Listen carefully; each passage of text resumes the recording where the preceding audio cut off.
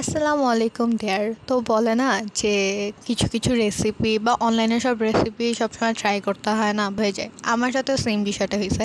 আমার ওই দিন মনে হয়েছিল একটু মাক কেক খাইতে, তো আমি রাত 1টা বাজে বসে পড়ছি মাক কেক বানাইতে।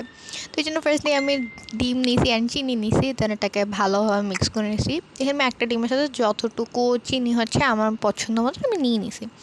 দেন আমি এটার মধ্যে দিয়েছিলাম হচ্ছে ময়দা, বেকিং পাউডার, একটু দুধের গুঁড়ি অ্যান্ড দুধ। দেন এটাকে আমি ওভেনে দিয়ে দিছি মগে করে, যদি ওই ময়দার ক্লিপটা হচ্ছে নেওয়া হয় নাই।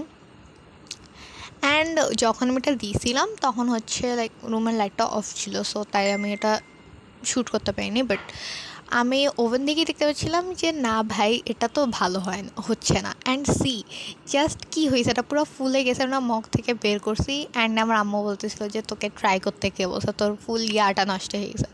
সো আমি আপনাদের বলবো যে এরকম সব রেসিপি অলওয়েজ ট্রাই করবেন না, ট্রাই করলে যে ভালো হবে এমন না।